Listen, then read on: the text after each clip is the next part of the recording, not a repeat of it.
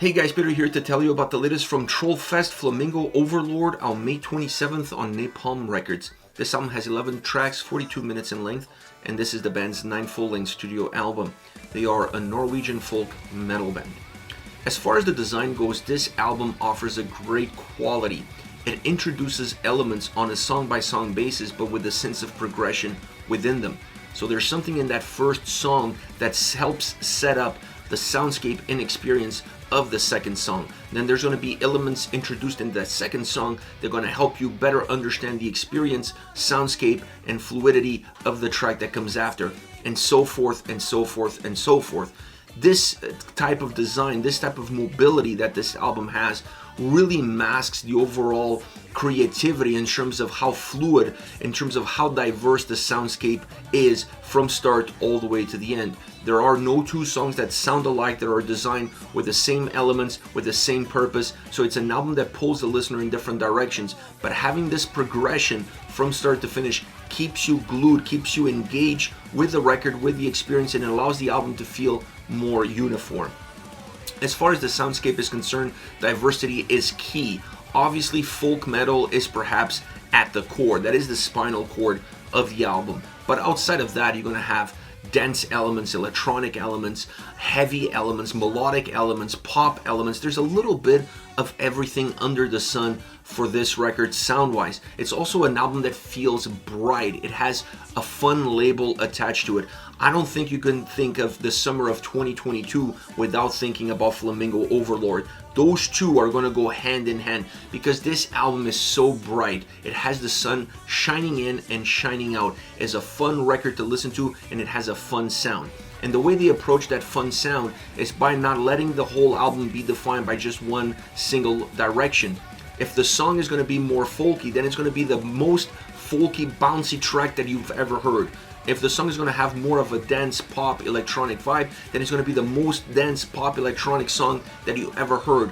They went all the way to 11 on every single song, depending on which direction sound-wise those tracks had. And that is the beauty of this album, that it doesn't have parameters. It doesn't hold itself to just one single guideline. It goes where it needs to go in order for the songs to feel complete, in order for the songs to give the listener everything that the listener deserves. A really rich album from that perspective with great sound quality, an album that really defines all of the different pieces that come into making these tracks, because while feeling simple, while being easy to process, easy to understand, easy to digest, the album does have quite a bit of layers into it. It's not just what you get at the surface. You have to look underneath that surface to see all the carriage that went into making these tracks, into giving them the life that they have.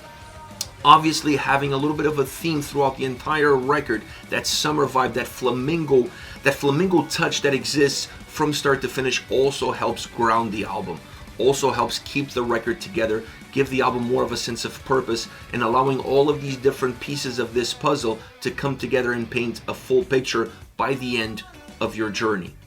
Sound-wise, this is also an album that it's not driven by one single element. You can't look at the drums, you can't look at the folkiness, you can't look at the guitars and say that those are the guiding lights. That this album had life, it had movement because of how the guitars sounded from the first to the last song, or because of how folky it was from the first to the last song. This album has quality of sound in general, in the whole, in its whole compass. It's not an album that's driven by single elements, but rather by how these elements cooperate with one another. So it's a great sounding album, big volume, has big presence, really expands its footprint. It feels bright, it feels welcoming. It's a very well defined sounding record across each and every single song, regardless of where the starting points are and what's influencing the specific soundscape of those tracks. Now, vocally, you have to look at the lyrical content, you have to look at the nature of the tracks to better understand the vocal approach. The range is absolutely all over the place. Clean vocals, spoken word, harsh vocals, screaming vocals. There's a little bit of everything, but once again, this is an album that feels like a buffet, a summer outdoors buffet surrounded by drunken flamingos. That's how this album comes across. So if you have an album that offers this sort of picture, you have to have the vocal approach that matches it. You cannot go with one style, one single approach from the first to the last song when the songs musically are just all over the place. So I love the diversity. I love the elements that they added, the choirs, the backing vocals, the layers. All of those things make these songs feel rich, because musically they were already rich, but you need to make them rich vocally, and they absolutely deliver that from start to finish. An album that's complete across every single parameter. And when you think of this album, I said it earlier, I'm going to say it again, you're going to connect this record with the summer of 2022. It is a summer banger. This album calls for drinks, for fun, pool party, flamingos if you can afford them, and that is what this album is all about. It's about having a laugh, it's about having a great time, listening to great music, surrounded by great friends. Think about this record with those parameters, and you're going to see how much you're going to get out of it.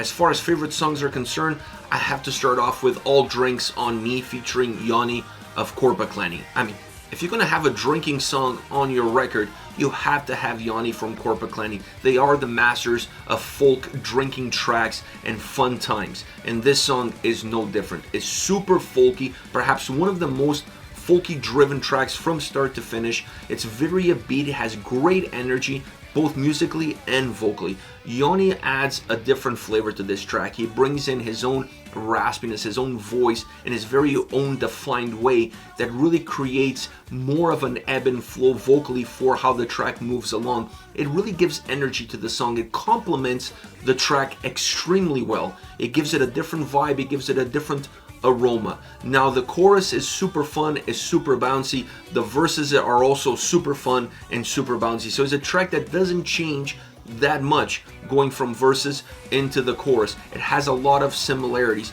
It's just how you process it and that vocal dynamic between the two of them that really set the track apart. It's a folk drinking anthem from Trollfest, a summer folk drinking anthem.